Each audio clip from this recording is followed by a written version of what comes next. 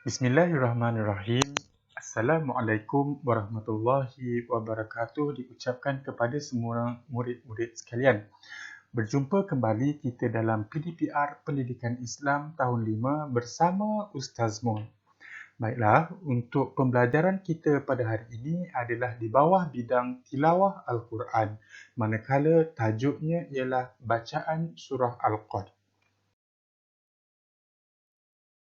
Sebelum kita pergi kepada bacaan, marilah sama-sama kita lihat standard kandungan kita pada hari ini.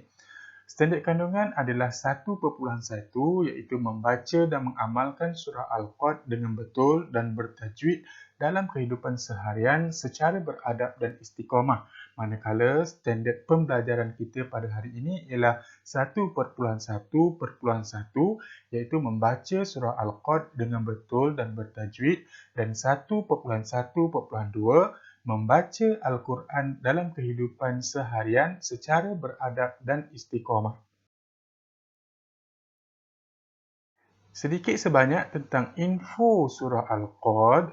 Okey, surah Al-Qad ini merupakan surah yang ke-97 diturunkan. Untuk pengetahuan semua murid-murid, surah ini telah diturunkan di Mekah. Manakala surah ini hanya mempunyai 5 ayat sahaja. Ya, 5 ayat sahaja, dan ayatnya sangat mudah untuk dibaca dan dihafal. Manakala perihal kisah surah Al-Qad ini adalah berkaitan dengan malam Al-Qad yang fadilatnya lebih baik dari 1000 bulan. Okey, adakah kamu tahu apa itu malam Al-Qad? Okey, malam Al-Qad ini juga dikenali dengan malam Lailatul Qadar yang hanya datang ataupun tiba pada bulan Ramadan sahaja, iaitu salah satu daripada malam-malam dalam bulan Ramadan. Okey, kemudian kita ataupun bacaan potongan ayat dari surah Al-Qad. Okey, Ustaz minta kamu boleh ikut bacaan selepas bacaan Ustaz. Okey, bismillahirrahmanirrahim. Inna anzalnahu. Potongan ayat yang kedua, fi lailatul qadri. Potongan ayat yang ketiga, wa ma adraka. Potongan ayat yang keempat, ma lailatul qadri. Potongan ayat yang kelima, tanazzalul malaikatu. Potongan ayat yang keenam, warruhu fiha. Potongan ayat yang ketujuh, salamun hiya. Potongan ayat yang ke-8, hatta matla'il fajri. Okey, ada 8 potongan ayat yang diambil daripada surah Al-Qad. Kita ulang lagi sekali bacaan potongan ayat-ayat ini. Okey, potongan ayat yang pertama, inna anzalnahu fi lailatul qadri. Wa ma adraka ma lailatul qadri. Tanazzalul malaikatu warruhu fiha. Salamun hiya hatta matla'il fajri. Sekarang kita membaca ayat demi ayat. Okey, kita tengok ayat yang pertama. Inna anzalnahu fi lailatul qadri. Okey, itu bila kita baca tanpa wakaf. Tapi kalau kita nak wakaf, kita sepatutnya matikan huruf yang terakhir. Okey, begini ya. Inna anzalnahu fi lailatul qadr. Itu bacaan yang betul bila diwakafkan. Okay, kita tengok bacaan yang kedua. Wa ma adraka ma Lailatul Qadr. Ayat yang ketiga. Lailatul Qadri khairum min alfi syahr. Ayat yang keempat. Okey, ayat yang keempat ni panjang sedikit daripada ayat 1 hingga 3. Tapi tak apa, walaupun panjang tapi dia mudah untuk dibaca. Dengarkan.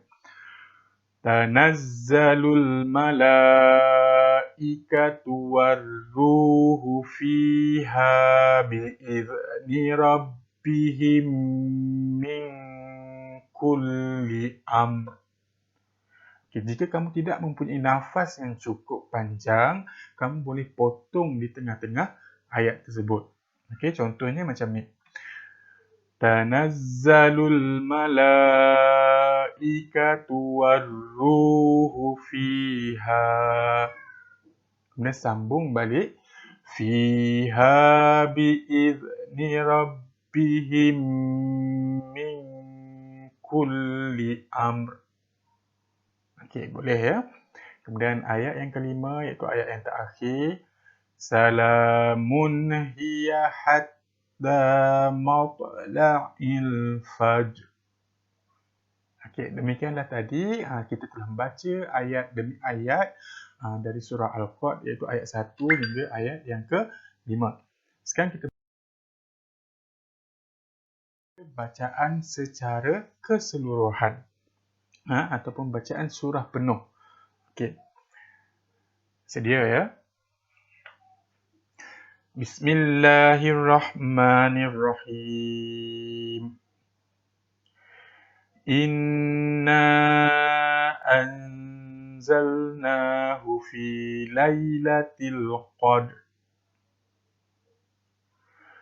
Wa ma adraka ma lailatul qadr. Lailatul Qadri khairum min alfi syahr.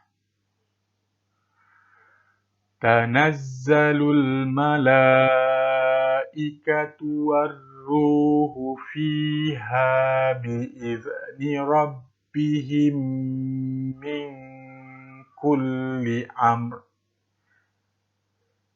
Salamun hiya hatta matla'il fajr.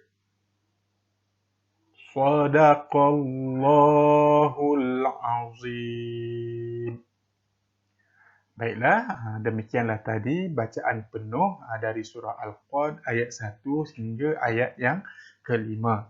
Ustaz harap kamu dapat ikuti bacaan yang telah Ustaz perdengarkan tadi.